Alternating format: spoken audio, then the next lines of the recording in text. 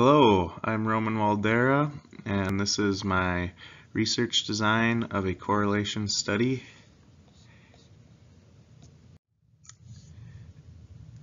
In my study, the problem is that Minot State athletic teams vary in their amount of success throughout the season. Minot State athletic teams also vary in the amount of funding they receive for scholarships from the athletic department. There has not been an analysis regarding the significance of scholarship amounts correlating to a team's winning and losing record. So I'd like to use Minot State as a sample of the whole college athletic population to see if the more scholarship money a team receives correlates with more wins throughout a given season. My hypothesis, I'm just assuming that there is a correlation between a higher amount of scholarships and a higher amount of wins. The subjects are the athletic teams at Minot State University. The data I'm going to use from the athletic teams is going to be expressed in a percentage, and it'll be percentage of wins. So say a team had 10 games and they won 2 games, they won 20% of their games. So it would be expressed in percentage. And then the funding will also be expressed in percentage as well. I'll get a little more into detail with that in the next slide. I'm going to use the 10 MSU athletic teams as a sample of the whole college athletic population, so then I can assume that if there's a correlation in the small MSU sample, that it could be attributed to the larger population for this study.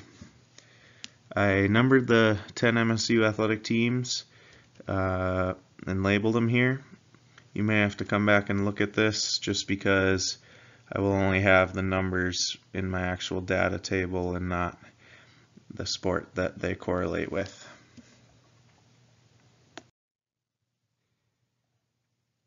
Continuing with sampling and measurement, the interval data is the amount of scholarship funding.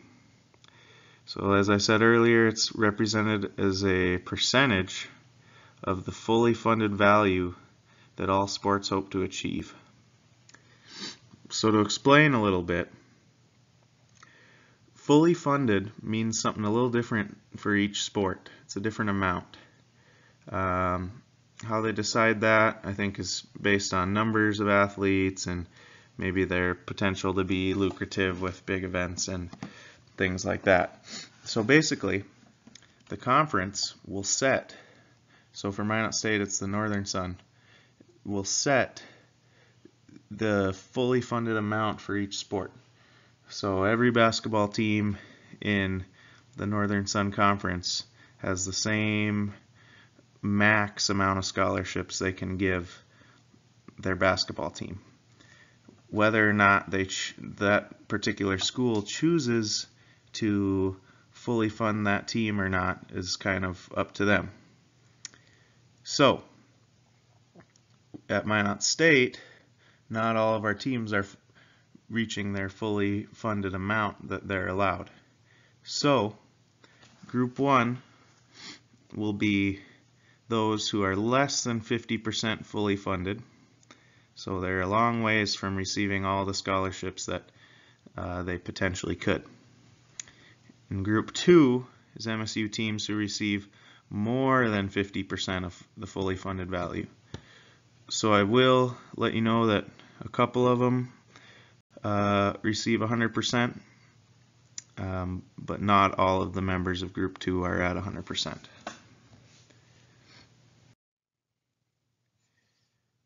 So here's my table. You can see I got the teams 1 through 10.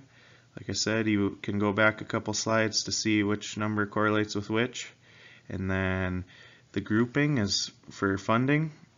So the 2s are all above 50% funded. The 1s are all below 50% funded. And then the final column there is the wins, which is expressed in percent. So there you can see a few teams were over 50% as far as win and loss. Some were below.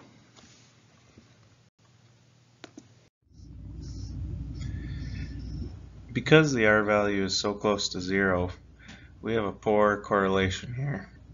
There's almost no linear correlation. The p-value is 0.8179 and the alpha value I went with 0.05. So really I'm unable to reject the null hypothesis, and the results are statistically insignificant.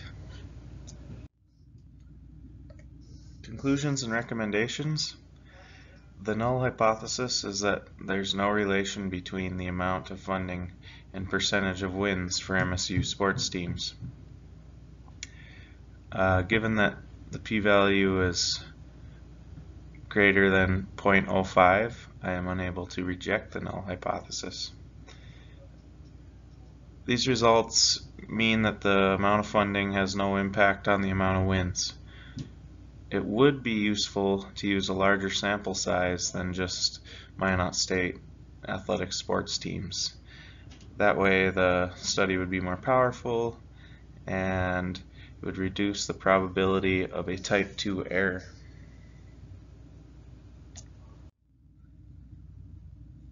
And here's my reference. Thank you.